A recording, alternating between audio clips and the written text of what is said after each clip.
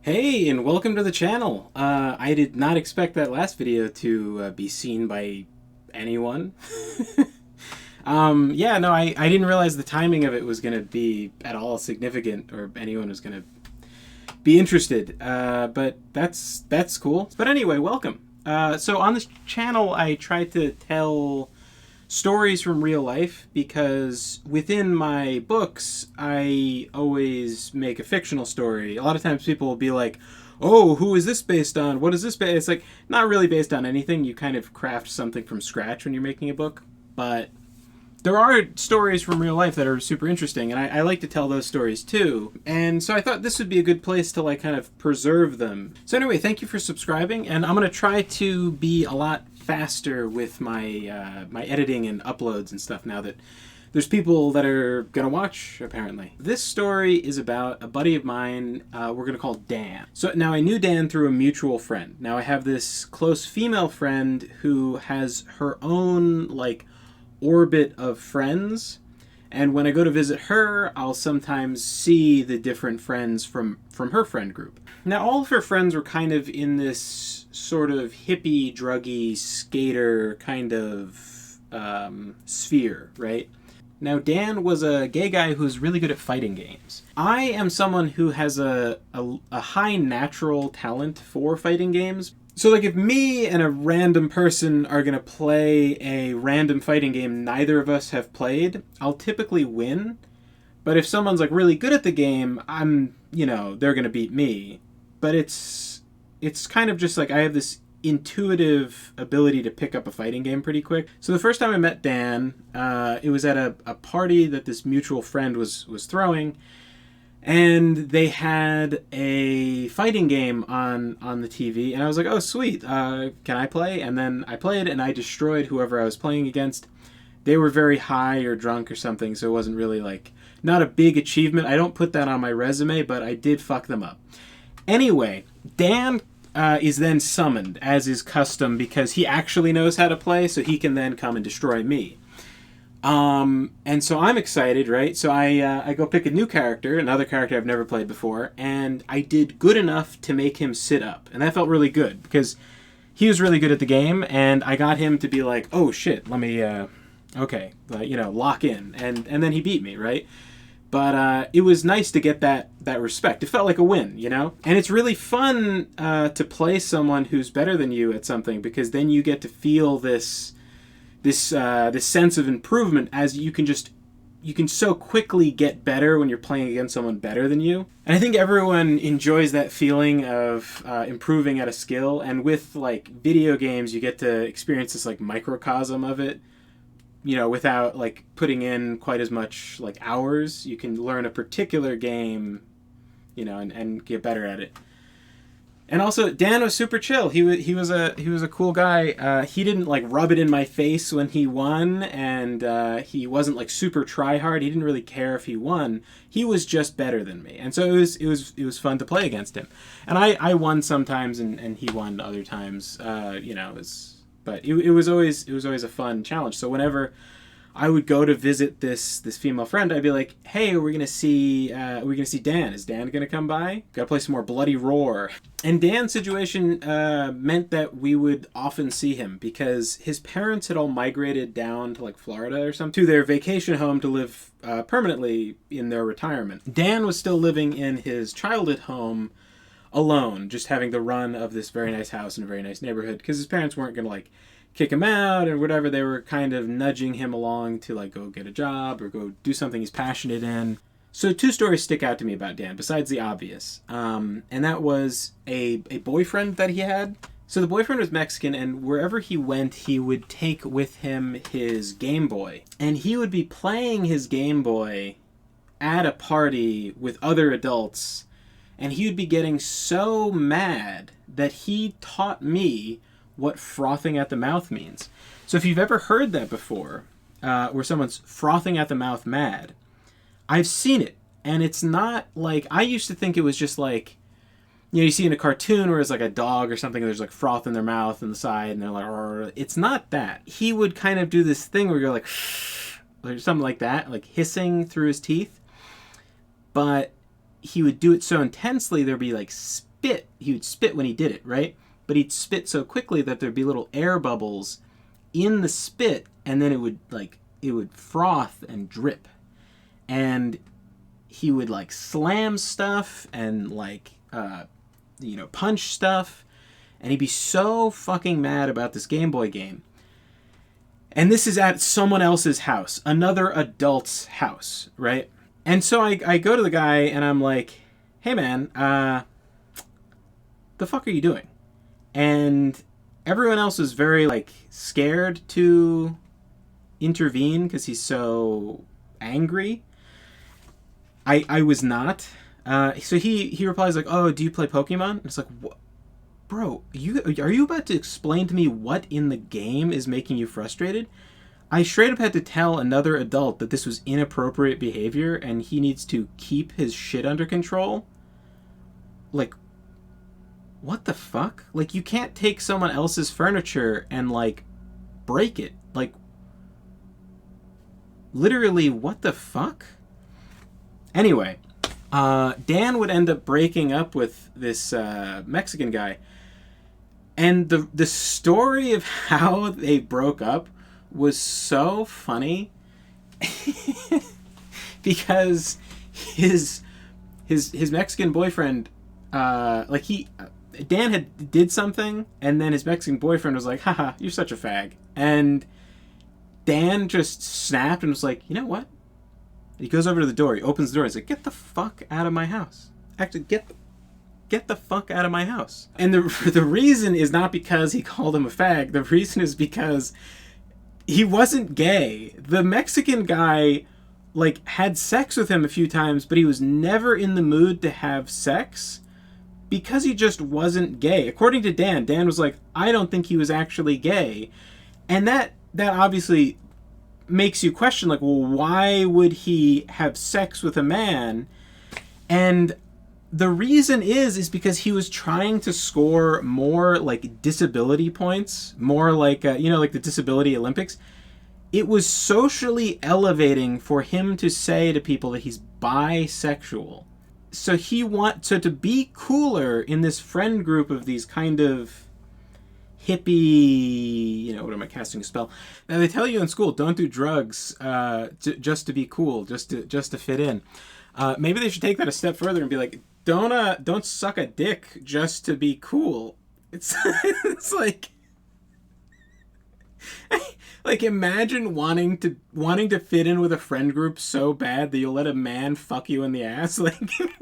Like literally what? Anyway, the other story that obviously sticks out in my mind and will forever curse you is someone made the remark that Dan has always dated other guys named Dan, and then they list off different Dans, right? And then at the end, they say this crazy name like Lilith or like, Shiogorathina or something, right? Like it was some like fucked up crazy name. And then I'm like, what the? Is that a girl's name? What the fuck kind of name is that? And then they're like, oh yeah, well, their name used to be Dan. It's like, what? So I think now in like 2025, everyone knows where the story is going. But at the time, I was like, it blew my fucking mind, right? This guy couldn't get anyone to give him a transgender surgery because they kept on doing the psych assessment and finding that he's mentally unstable. And so he decides to go to 7-Eleven, buy a bunch of ice, fill up a bathtub, and then cut his own cock and balls off, pass out from the blood loss, and then wake up and post to Facebook his,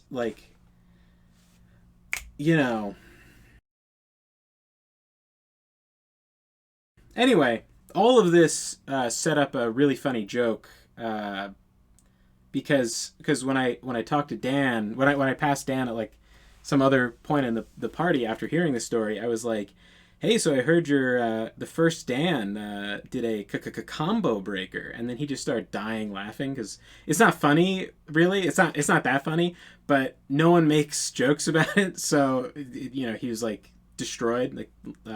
Now these are kind of the happier stories I remember about Dan. but obviously, well, I don't know if it's obviously, I don't know how I'm going to title the video, but, so maybe it's not obvious, but Dan died. Now, the way that he died, I think, is really, really interesting and really worth telling. So I hope you'll stick around, even though it's kind of a bummer. I think it's important to think about. So my friend got a text in the morning to go check on Dan from his boyfriend. This guy hadn't gotten a good night text from Dan, and so he was worried and wanted my friend to go check on him.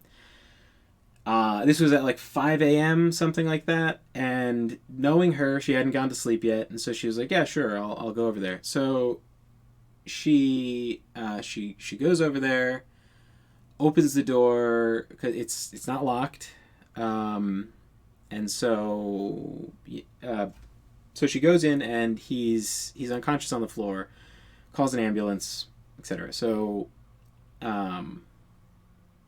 they don't know how long he was on the floor, but long enough for brain damage. He did not die, right? He was just unconscious. But the reason that he passed out was because he had type 1 diabetes, and his pump was broken, and so he was shooting from the hip. He was eyeballing every meal and just adding some amount of insulin that he thought was the right amount.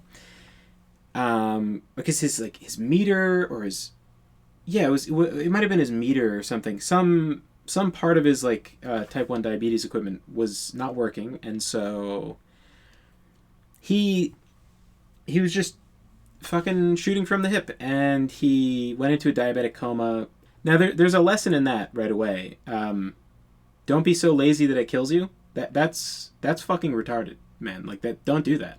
So anyway, he goes to the hospital. He has some amount of brain damage. He has memory problems from the brain damage. And he has a feeding tube. When you have a feeding tube, sometimes you feel very hungry, apparently. And he felt very hungry, so he asked for a cheeseburger. And you're not supposed to give people solid food when they're on a feeding tube. And the reason is because something happens. I think it's called aspirating. You vomit up into your lungs, and then that gives you pneumonia, typically. And he died of the pneumonia. I did not know that when I went to the funeral. I did not understand how he had died. I just got the call from a very distraught friend that he had died from complications. I knew that he was in the hospital, but but anyway, I was told after the funeral, because my friend knows me, and I am not someone to dance around how I feel about someone. I have never been a very dishonest or backstabby kind of person.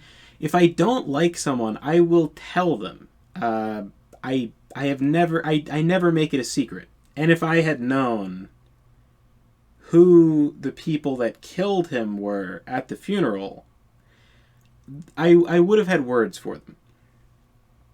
Now, looking back in retrospect, it's just so infuriating, right?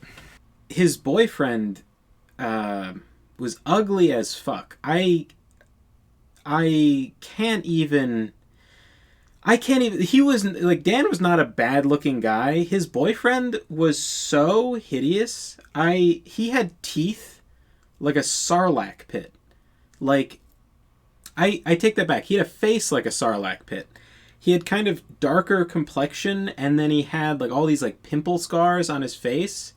And so he just had a face like a desert and then teeth like a sarlacc pit. They were angling out a little bit, and they had gaps, and they were all crooked in different directions, and they were yellowing. And it literally looked like a sarlacc pit, just those fucked up teeth from Star Wars and Guy was so goddamn ugly. And he's talking to us about the tattoos he's going to get to honor Dan. And he's like, I'm going to get a Game Boy on my arm. And then he gives his long pause. And we're like just staring at him. He's like, you know, because Dan liked games. Anyway, that fat Sarlacc pit-faced motherfucker gave him a cheeseburger and committed manslaughter. And then the other, I know there were more than just these two, but the other person that fucking annoyed the shit out of me was this girl who, anytime she was in close enough proximity to someone who said, how are you doing? To someone else, another conversation of like, hey, how are you doing? How are you feeling? She would interject into their conversation and be like, oh, just imagine how I'm feeling. It's way harder for me. Anytime someone was upset, she like would one-up them about how depressed she is and how much she's gonna like kill herself or whatever. And it's just so annoying. Like, I'm talking to someone I haven't talked to in a long time. I haven't seen them in a long time, and I'm like, hey man, you doing okay? And then he goes like, he's like getting choked up. He's like, I'm alive. I guess I'm doing great. I guess I'm doing much better. I guess I'm doing the best. You know? And I'm like, all right, man. Like, you know, I'm trying to like, I don't know how to like approach this guy who's upset. And then this fucking bitch just like literally steps in between us, like angles, like not fully in between us, but like angles in front of, like just in front of him a little bit, and then goes like, oh, it's been really hard for me. It's like,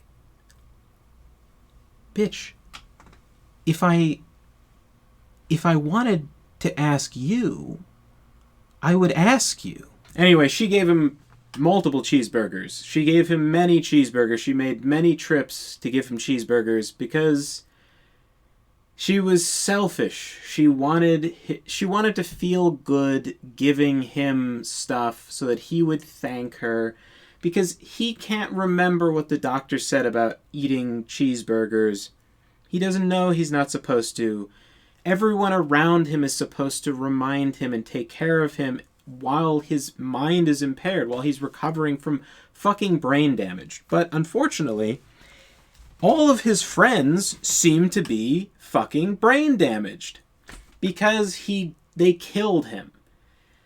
And I think the lesson here is be careful who your friends are, because they might be so stupid they will accidentally murder you. Anyway, if it makes any of you feel better, the girl did die the most gruesome death I've ever heard of, so I'm not going to get into it here, but Jesus Christ. Anyway, I think it's an interesting lesson to learn. And I think the lesson, I think maybe the most important lesson is don't give anyone food while they're on one of those feeding tubes, because it will kill them. I told this story to someone, and before I finished the story, they interrupted to tell me how they had given their friend cheeseburgers while they were on a feeding tube. And then I was like, did they die of pneumonia? And then they were like, oh yeah. Bro, you killed your friend. So something else that really struck me about the at the funeral was someone saying people always die in threes, and they're naming off these like two other people that died that year that they were all friends with, and then they were like, oh, Dan is the third. And everyone seemed to like agree with this, and then my friend was like, yeah, I'm just at that age now where all my friends are dying. And I was like, I did the math, and I'm like, bro, you're 27. What the fuck do you mean you're at the age where all your friends are dying? And she's like, oh, we're almost like 30. And it's like, bro, what the fuck are you? That's like pre-colonial Africa life expectancy is what you're shooting for? 30? What the fuck? That's like a fake statistic about Europe where they're like, oh, the infant mortality, like even with the infant mortality factored in, the life expectancy was not 30. It was like still like 60 or something. It's an insane like to expect that you're going to die at 30 and that everyone that you're friends with is going to die at 30. And I'm like, how did these people die? And then someone's like, oh, it was a heart attack. It was a heart attack. It was a drug overdose. It was like, heart attack. What are they doing? Coke? Are they doing meth? Both. And I'm like, man, you fucking idiots have to stop, like, smoking weed and shit. Like, just stop all of this stuff. One of them was like, oh, because weed is a gateway drug. I don't think I brought up weed specifically. I just said, like, maybe you guys should just stop fucking doing drugs. And then they brought up weed, and then I was like, it is a fucking gateway drug. What, did they start on meth and then die? And they're like, no, they started with weed. So, like, they went to the gateway of weed, and then they were, like, looking around, and then some of them went through and died, and then you have stayed here just smoking weed. And they're like, yeah. Oh, but, it's more like a stairway, because sometimes you just, like, chill on the stairs, man. And I was like, all right, that's right. Everyone in agreement, weed is a stairway drug, and then the whole room is like, yeah, that's really true. Like, man, and I don't mean to, like, come after you if you smoke weed. I'm just saying, like, they're burying 3 people a year. I want to circle back around to one of the stories from the beginning, because Dan wasn't dying his whole life, and he is not now infinitely dying now that he has died. If that makes sense. You shouldn't remember people by their final moments. And I prefer to remember him by the many, many moments that I knew him before he died. I really particularly like the story of when he broke up with that Mexican guy. Because there's just something I really like about the idea of breaking up with a guy for calling... Because there's just something I really like about him breaking up with the guy he's dating for calling him a fag. Because it's like, you're not gay enough to call me that. You don't put out. Get the fuck out of here. And I really like the story of how immediate it was. It was like that instant he was like, get the fuck out of here. Because the guy wasn't gay. He wasn't putting out. And so... you have this cranky, horny gay guy who's, like, looking at his boyfriend lazing about the house, playing his Game Boy, getting mad, not having sex. And so he's just like, it's like, oh, I'm a fag? You get the fuck out of my house. How about that? Oh, yeah, there's some people who were offended that I said faggot in the last video. That's really funny. Hey, Dan gave me the pass, okay? And he's dead, and so he can't take it back. So I, in perpetuity, have the pass. So, yeah, he said it was funny when I said it. So, yeah, I mean, sorry, them's the rules. Anyway, I know it's a sad story, but I think it's a really interesting one, and I think it's worth telling. And sorry to leave you on like a bummer note, but yeah, I really appreciate all the new subscribers and everyone who bought a book. Thank you so much. It's really touched me. And I'm sorry if you're looking for more updates on the whole like Mizkif thing. I just I had no idea that it was any time significant to release the video, and he's never been anything but nice to me, and it feels kind of yucky to like dogpile on him for like clicks and stuff. That's not what I meant to do. So people were saying that I should react to his girlfriend made a video about him, and like if I had any insights, but like, listen, man, I didn't fuck him, so what am I gonna know about like him dating and stuff? So I don't know, and also I don't want to I don't want to be like a drama channel, and I don't know. But if I get to 1,000 subscribers, I'll do a Q&A, and you can ask me whatever you want about whatever, and I'll do my best.